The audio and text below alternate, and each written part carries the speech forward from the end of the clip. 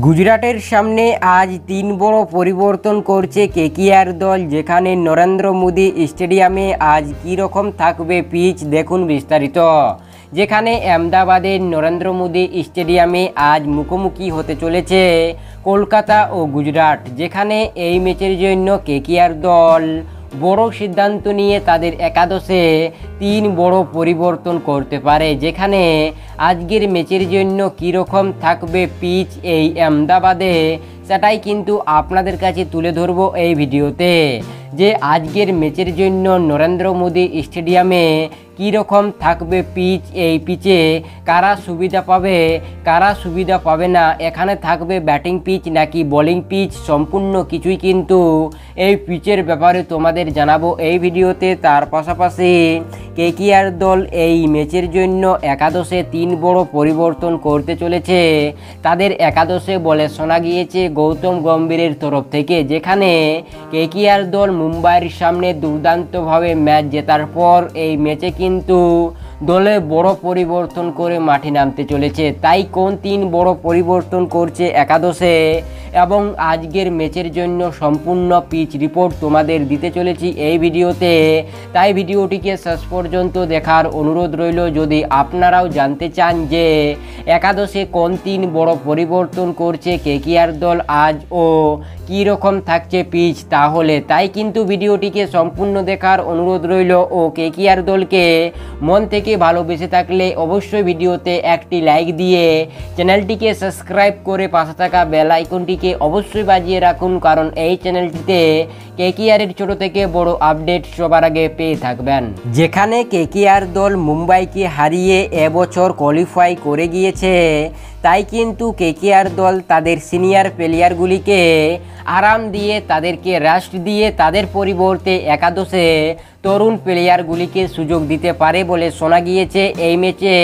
তারই জন্য একাদশে ৩ বড় পরিবর্তন করতে পারে কেকেআর দল। তাহলে চলো দেখে নেওয়া যাক সর্বপ্রথম যে এই ম্যাচের জন্য কী রকম থাকবে পিচ, তারপর দেখব যে কোন সিনিয়র প্লেয়ারগুলিকে বসিয়ে কোন তরুণ প্লেয়ারগুলিকে এই ম্যাচে সুযোগ দিতে পারে কেকেআর দল। যেখানে পিচের কথা বললে এই নরেন্দ্র মোদী স্টেডিয়ামে কিন্তু বেশিরভাগ ব্যাটিং পিচই থাকে, তেমনি আজকেও থাকবে সম্পূর্ণ ব্যাটিং পিচ বলে শোনা গিয়েছে।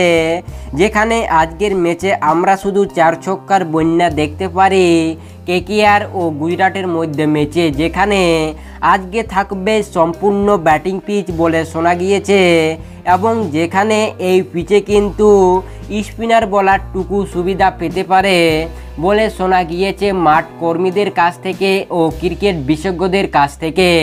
যে আজকের ম্যাচের জন্য নরেন্দ্র মোদী স্টেডিয়ামে থাকবে সম্পূর্ণ ব্যাটিং পিচ, যেখানে এই পিচে কিন্তু টুকু স্পিনার বলার সুবিধা পেতে পারে বলে শোনা গিয়েছে।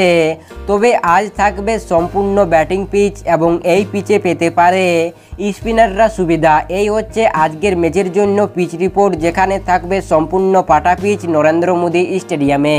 তবে এরপর দেখে নেব যে কোন ৩ বড় পরিবর্তন করতে পারে একাদশে কেকেআর দল। যেখানে সর্বপ্রথম যে বড় পরিবর্তনটি করতে পারে সেটি হচ্ছে যে ফিল সল্টকে এই ম্যাচের থেকে আরাম দিতে পারে, তাকে প্লে অফসের জন্য তৈরি করতে পারে আলাদাভাবে গৌতম গম্ভীর। যেখানে তাকে বাদ দিয়ে কিন্তু এই ম্যাচে শেরফোর্ড রাদারফোর্ডসকে একাদশে সুযোগ দিতে পারে বলে শোনা গিয়েছে গৌতম গম্ভীরের তরফ থেকে।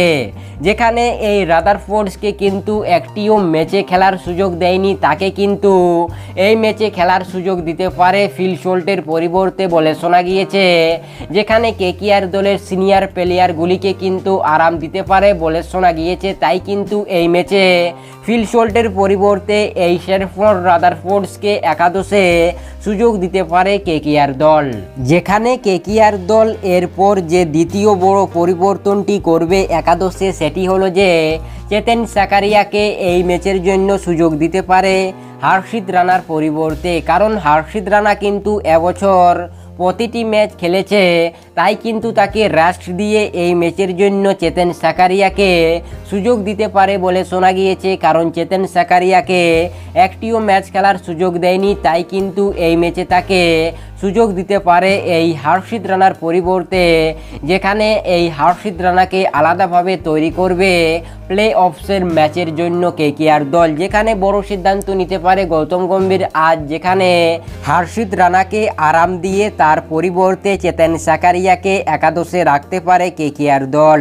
তার পাশাপাশি কেকেআর দল যে তৃতীয় বড় পরিবর্তনটি করতে পারে একাদশে, সেটি হলো যে এই ম্যাচের জন্য কেকেআরের সবথেকে অনুভব ক্রিকেটার মনীষ পান্ডেকে একাদশে সুযোগ দিতে পারে বলে শোনা গিয়েছে। যেখানে একটি ম্যাচে ব্যাটিং করার সুযোগ পেয়েছিল মনীষ পান্ডে, আর সেখানে সে দুর্দান্ত পারফরম্যান্স করেছিল।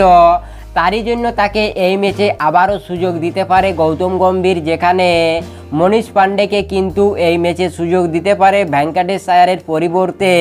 কারণ ভেঙ্কটেশ আয়ার প্রতিটি ম্যাচ খেলেছে, তাকে কিন্তু এই ম্যাচে আরাম দিতে পারে এবং তার পরিবর্তে মনীষ পান্ডেকে এই একাদশে সুযোগ দিতে পারে এই ম্যাচের জন্য বলে শোনা গিয়েছে কেকেআরের তরফ থেকে।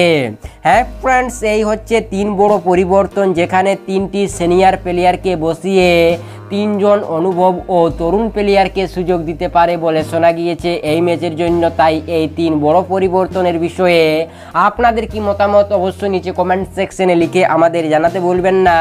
তাই এই হচ্ছে আজকের পিচ রিপোর্ট, এই হচ্ছে 3 বড় পরিবর্তন যেগুলি করবে কেকেআর দল। তাই এই ভিডিওটি এতদূর পর্যন্তই, ভালো লাগলে অবশ্যই লাইক করবেন এবং আমাদের পাশে থাকবেন। তাই আপনাদেরকে সম্পূর্ণ ভিডিওটি দেখার জন্য অসংখ্য ধন্যবাদ। আবার দেখা হবে পরের ভিডিওতে, ততক্ষণ ভালো থাকো, সুস্থ থাকো।